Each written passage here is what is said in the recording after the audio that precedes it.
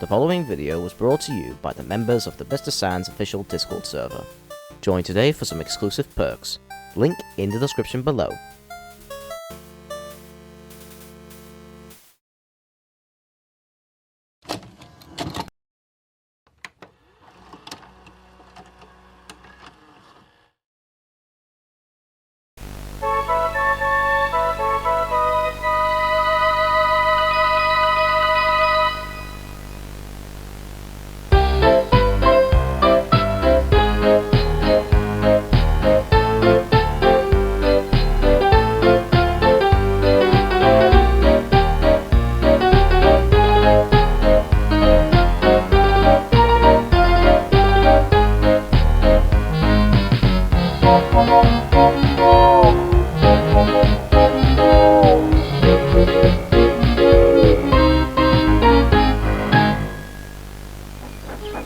Thomas and Edward gave a splendid effort building the railway, but they weren't suited for fast mainline services.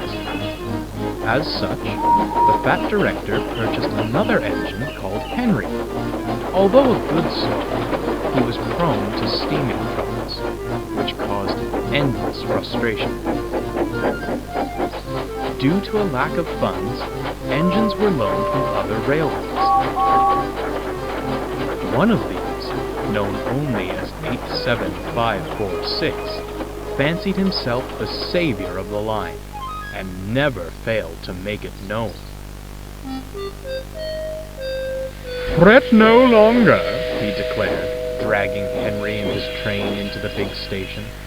"For I have restored order to our timetable once more." "Does he ever tire of all that hot air in his boiler?" Thomas remarked to Edward.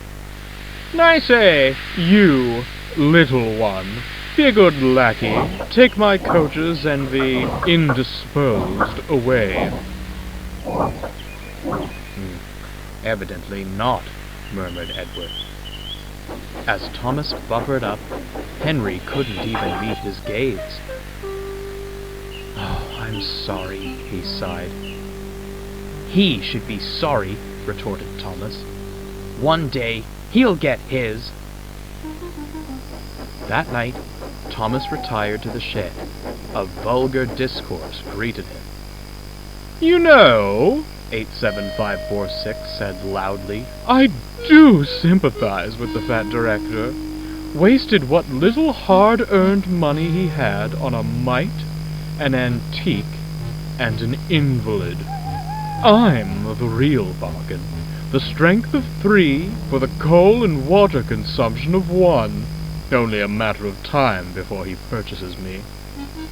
"The fat director," Edward interjected, "favors engines with good character." "And where has good character led you?" replied 87546. "Certainly not the main line. Speed and strength are all that matters there. When I pull coaches, you merely see a streak of blue. I'd like to see you do my work without falling to pieces." Thomas was about to retort, but Edward gave him a look. "Save your steam," he muttered. "It's no use arguing with him." Henry, who'd only been pretending to sleep, had heard everything.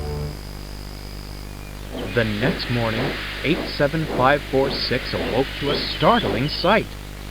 There was Henry, hissing and wheeshing, halfway on the turntable. "Oh dear!" Henry coughed feebly.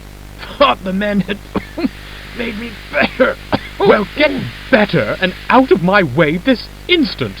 My admiring passengers are waiting. I demand extrication at once." But the other engines had all left for work.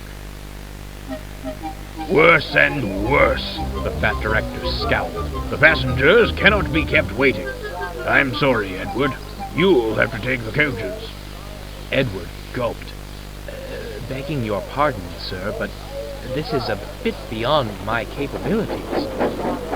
"Not if I helped you," bubbled Thomas. "2 engines are better than 1, sir. Besides, the others can manage their own shunting for a while." "Very well," he said at last. "Do your best, but take care." The passengers marveled at the strange combination, but were thankful to have any train at all. Finally, the guard's whistle blew. "Come on! Come on!" called Thomas. Steady now, advised Edward.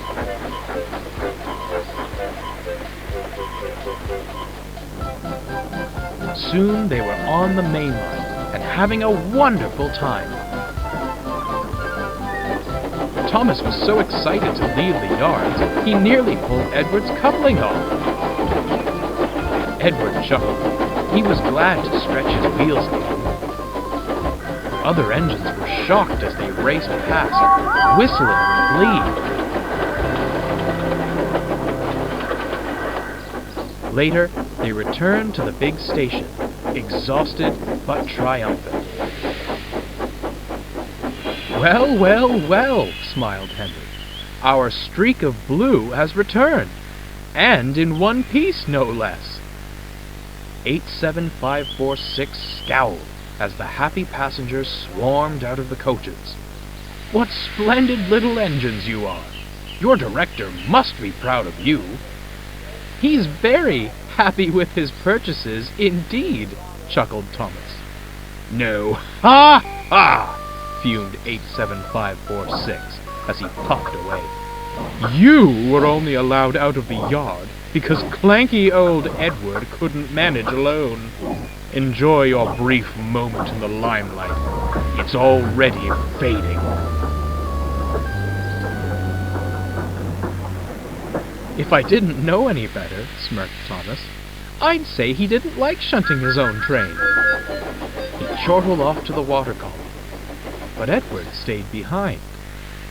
"Are you all right, Henry? What on earth happened this morning?" "Oh, the usual steaming troubles. You know how it is." "Miraculously," he winked, "the problem seemed to vanish after you'd gone." "Oh, you didn't!" Edward gasped. "Now, Edward," Henry grinned, "do you really think I'd do such a thing?"